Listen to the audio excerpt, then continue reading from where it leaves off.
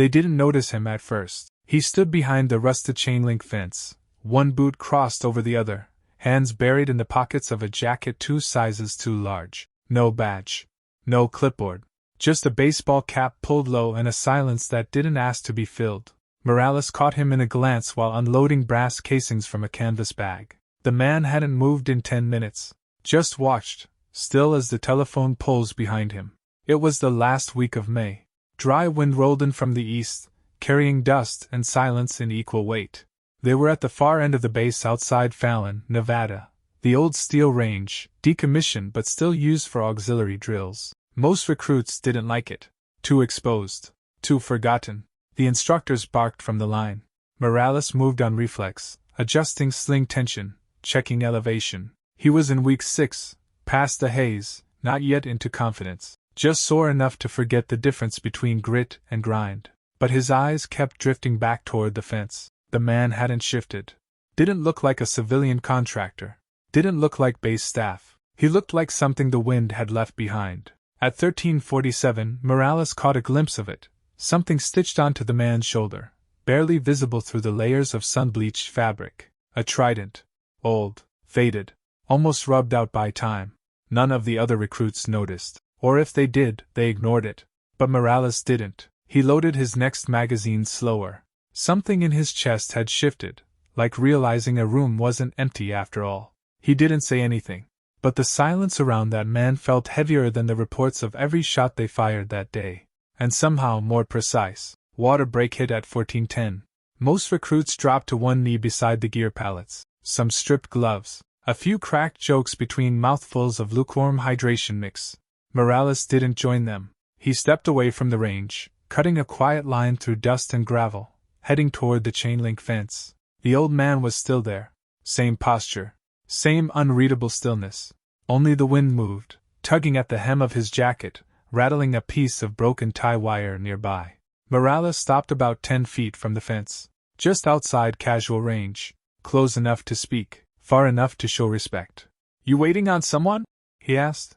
The man didn't answer right away. He shifted his stance, slow, like he was checking his own footing before deciding if words were worth using. "No," he said, not dismissive, not welcoming, just final. "You part of the base staff?" "Nope." Morales glanced back toward the range. The instructors hadn't noticed, or were pretending not to. He turned back. "You serve?" That got a pause. The man's jaw moved once. Not a twitch. More like he was checking something invisible behind his teeth. "Not anymore," he said. Morales nodded slowly. Let the words settle. They weren't evasive, just old. The man shifted again, rested one hand on the top rail of the fence, fingers curled slightly, like they remembered how to hold something heavier. "Used to train here," he said, after a long moment. Then nothing else. No name. No date. No branch. Just that "used to." The wind passed between them again, carrying the desert smell, warm steel, dried oil, crushed sagebrush. Morales didn't press. He just said, "Glad you're here, sir." The man didn't smile, but he gave a very small nod, the kind you had to earn by standing still long enough, and Morales walked back toward the line, slower than before. The drills resumed at 1440. 2-man pairs. Cover and reload. The sun had dropped just enough to cast long shadows across the gravel, stretching from the tower poles like thin reminders of what came before. Morales dropped into position beside Danner, loudest of the group. Big shoulders, quick mouth, already halfway to thinking he belonged. "Stack on me," Danner said too loud. Morales didn't reply. He was watching the fence again. The old man hadn't moved, still there, still watching. Danner noticed his glance and followed it. "What, your granddad's stalking you?" he said with a laugh. No one answered. He kept going. "Maybe he's taking notes. Gonna report us to the League of Retired Badasses." A couple of the younger guys chuckled. Not because it was funny, but because it felt easier than silence. Danner stepped back from the line and cupped his hands around his mouth like a mock megaphone. "Hey, you want a chair, Pops?" That one got louder laughs. Morales stood slowly. He didn't raise his voice. He didn't posture. He just stepped forward enough that his boots made sound against the gravel. "Maybe shut it," he said. Danner blinked. "What? You don't know who that is? That's why you should be quiet." The laughter faded fast. Danner opened his mouth, closed it, then looked toward the instructors. None of them moved. Chief Rourke had turned his head slightly, enough to show he'd heard, but not enough to intervene. The air changed. Even the dust seemed to settle. Morales stepped back into position, eyes forward, hands steady, and from the corner of his vision, he saw it again. The old man was looking directly at him now. No reaction, no smile, just that same unreadable weight. Then, very slightly, the man raised one hand. Not a wave, not a salute, just two fingers pressed briefly to the brim of his cap. Morales nodded once in return, and for the rest of the drill, no one said a word. They shut down the line at 1700. Chambers cleared, mags checked in, barrels tagged. The last of the sun caught on brass casings half buried in gravel. Most of the guys made a beeline for the trucks. Morales didn't. Instead, he walked east, past the main lanes, toward the edge of the range where the steel plate section used to be. No one trained there anymore. It had been locked up long before he got to Fallon. Rumor was it wasn't safe, or wasn't needed, or someone higher up forgot it existed. The wind was quieter now, more respectful. The gate stood about 30 yards past the final bench, just tall enough to be in the way. The chain around it was thick, old, twisted through links like someone meant it to stay forgotten. But Morales noticed something new. The lock. It was old, same model they used on the outbuildings, but it had been cleaned, brushed maybe, scoured with something. Not polished, just touched. The dust pattern on the gate was interrupted too. A faint handprint. Not enough for the eye, but enough if you knew what to look for. Morales crouched, ran a glove across the bottom rail. Footprints. One set. Not military tread. Not contractor boots. Civilian sole. Wide heel. Deeper on the right. A slight drag. Someone had been here in the last 48 hours. Someone who remembered the way. He stood slowly, eyes scanning the perimeter. The tower. The path back to the gravel lot. And there it was. A single trail of fresh scuffs, arcing wide, leading toward the west. Back toward the fence. Morales followed with his eyes, but not his feet. Not yet. He stood there a while longer, one hand resting on the lock. Not trying to open it, just trying to feel what it meant. He found him near the old water tower. The man was seated on an overturned supply crate, just outside the shadow line, thermos in hand. Shoulders relaxed in that way only someone familiar with waiting ever managed to do right. Morales approached with steady steps. No one else around. Just wind and dry light and the last breath of the desert sun bleeding violet across the horizon. He didn't speak right away. The man didn't look up. Morales stopped a few feet away, just outside the reach of shadow. "I saw the lock," he said quietly. The man didn't move. "I think you were there when that range was built out." Now the man's eyes lifted, pale, not tired. "Just finished." Morales stood still. "I looked it up," he continued. "That pad was closed in '09. Last documented use was ST3, Recon Desert Rotation." The man sipped from his thermos. "Documentation misses a lot." Morales didn't smile. He waited. After a moment, the man set the thermos down beside the crate and reached into the inside pocket of his jacket. He pulled out a folded square of canvas, old, dust-marked, edges frayed. He handed it to Morales with the same motion someone might use to return a compass after miles of silence. Morales unfolded it slowly. Inside was a patch. Hand-stitched. Uneven thread. No rank. No unit logo. Just 3 letters, faded but intact, DRS-7. He froze. He knew the reference. Not from briefings. Not from books. From an old operator's story passed around on a redacted forum. Most thought it was fiction, an experimental CO recon cell that ran shadow ops through 98 to 04. Desert Resilience Series. DRS. It had never been confirmed. Until now. "You were there," Morales said. The man didn't answer. He didn't have to. The patch said everything, and the silence said even more. Morales held the canvas with both hands now, like it was heavier than it looked. Because it was. The next morning, Morales was waiting outside the steel range gate at 0600. No one else was there yet. No instructors, no vehicles. Just him, the cold air, and the tools he brought. Bolt cutters, a paint scraper, 3 cans of industrial oil, and the memory of what he'd held in his hands the night before. By 0615, the chain was cut. The gate opened with a groan that sounded more like exhale than metal. Inside, the range was a graveyard. Steel plates half hung, racks bent in the wind. One target post still carried the burned mark of a tracer round. Morales didn't hesitate. He swept the gravel, reset the brackets, cleaned what he could, straightened what wouldn't stay straight. He didn't rush. By 0800, 2 other recruits showed up without being asked, then one more. Someone must have said something. Or maybe the silence had traveled faster than words. By midday, the steel range was functional.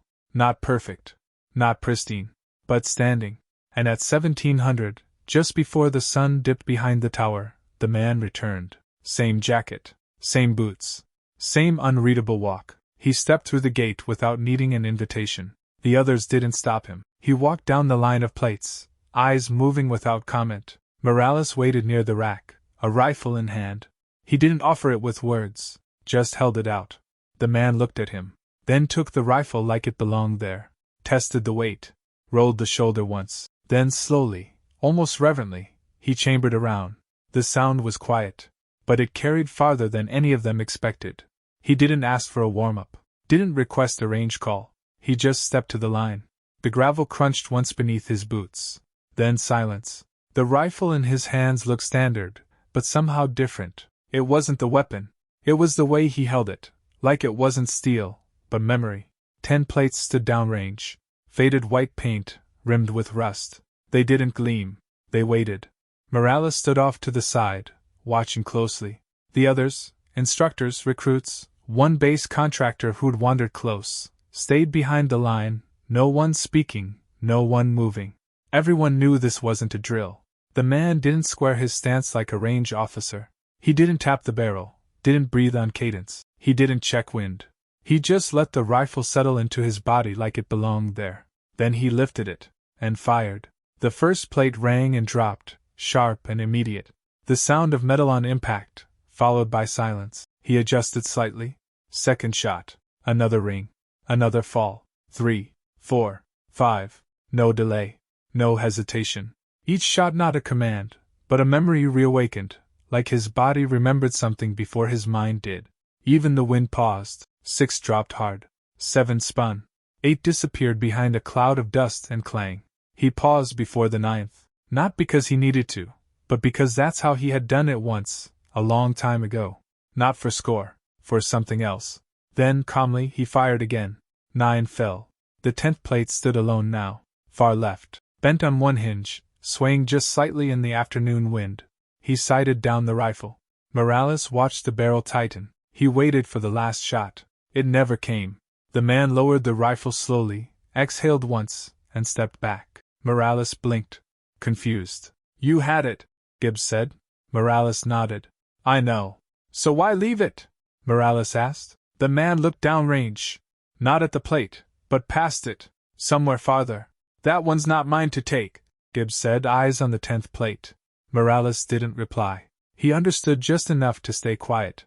The man cleared the rifle, safety on, and placed it gently on the bench like it was being returned to its place after years underground. Then he reached into his back pocket. A small, folded square, faded, frayed. He handed it to Morales without ceremony. Morales unfolded it.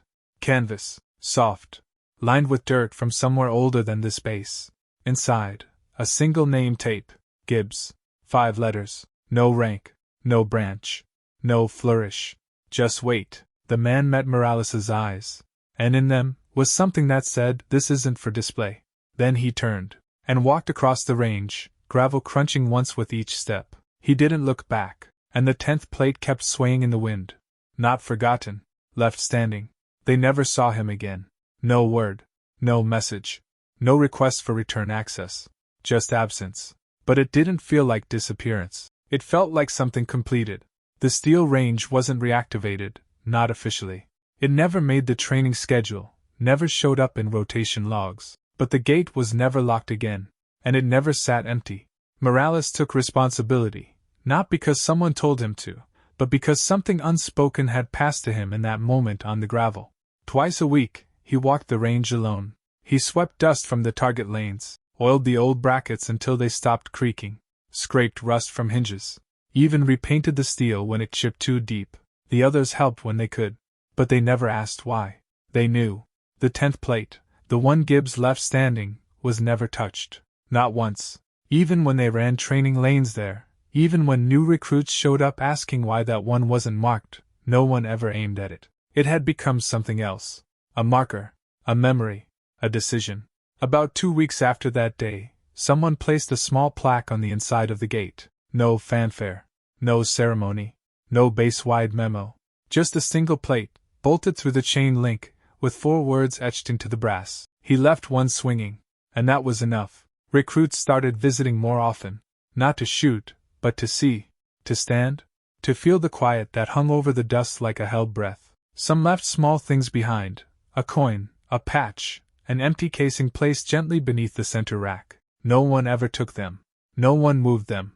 They became part of the silence. Once a month, Morales sat where Gibbs had, beside the old water tower, on the same crate, thermos in hand. He didn't expect company. But one evening, Chief Rourke showed up. No clipboard, no lecture. Just a folding chair and a long stare toward the far end of the range. They sat for over an hour without speaking. And when the wind picked up, they both turned toward the final plate. It was swinging again. Just slightly. No one had touched it. No one ever would. In Morales's locker, the canvas square stayed folded beneath his clean socks.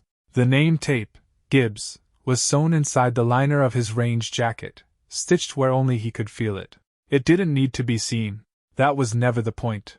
And sometimes, in the quiet hours before a new class cycled in, Morales would walk the line alone, rifle slung and unloaded, and pause at the spot where Gibbs had stood. He wouldn't shoot. He wouldn't speak. He just let the silence settle over him, heavy, but not painful. A weight that reminded him, some men don't finish the shot, because some memories should never fall. And the sound that stays after silence, that's the one that carries legacy.